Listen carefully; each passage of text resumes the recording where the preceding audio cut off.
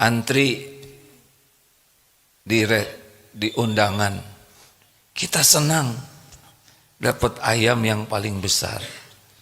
Tiba-tiba ayam inceran itu diambil oleh sahabat kita yang depan. Gimana perasaannya? Kalau nyesek kurang tah. Harusnya kalau kita senang ayam itu, lalu ayam itu, makanan itu diambil oleh teman, kita bahagia.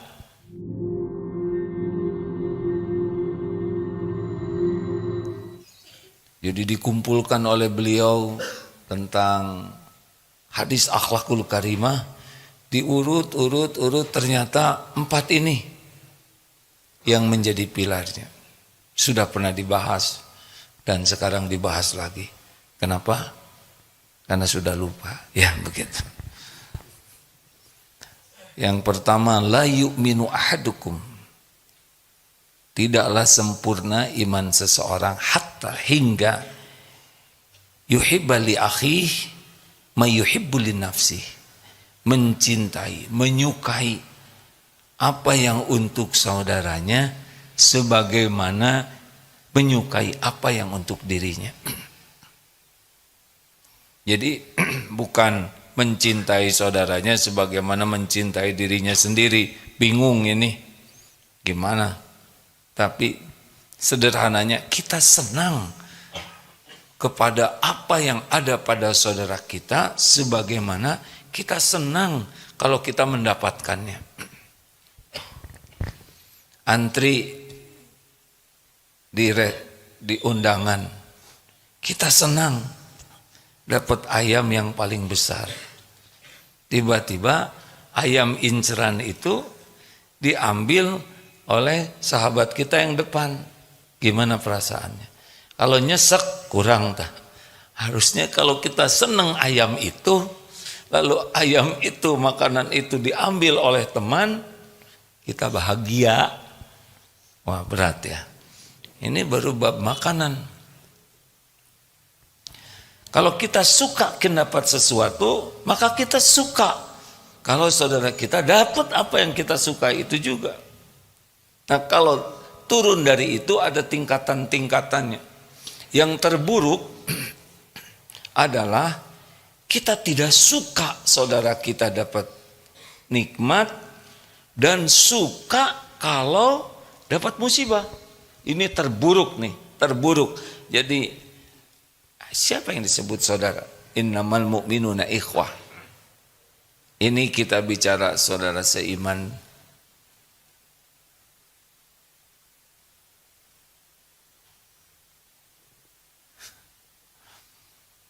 Jadi di pengajian dengan saudara sekeluarga, adik kakak, dengan saudara di pesantren, ini saudara semua, ya. Innamal mu'minuna ikhwah. Bagaimana nih rasa kita kalau kita ada puas teman kita tidak berprestasi atau jatuh dan kita tidak rela, itu berarti tingkatan iman kita dangkal sekali.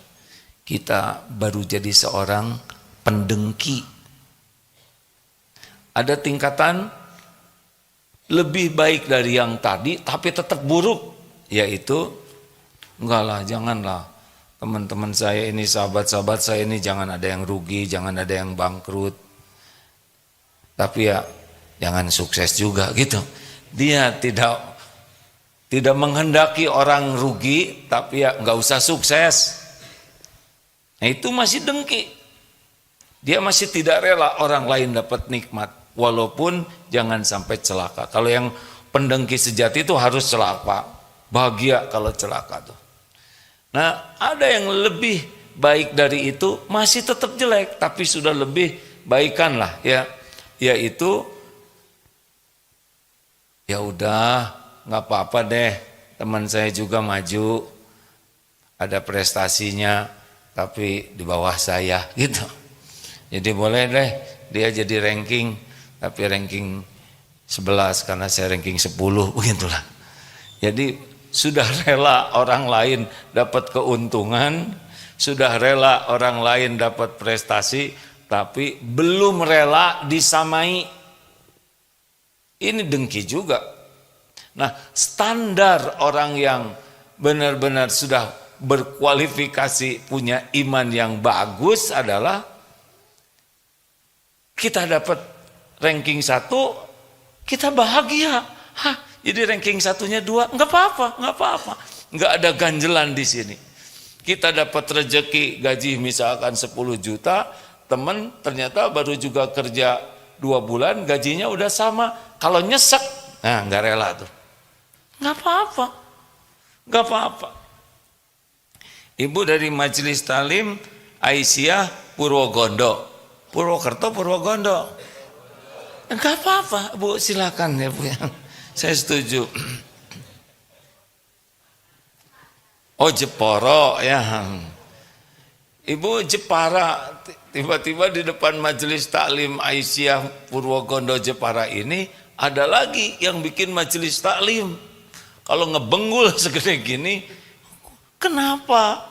Sama-sama mencari ilmu, sama-sama ingin dekat kepada Allah, atau pindah dari biasanya di MT Aisyah ini pindah ke MT yang di seberangnya. Kalau jadi jengkel, berarti ada masalah dengan iman kita. Kenapa? Di sini nyari keridhaan Allah, di sana nyari keridhaan Allah. Harusnya kita bahagia. Harusnya kita senang kalau orang lain dapat nikmat yang sama.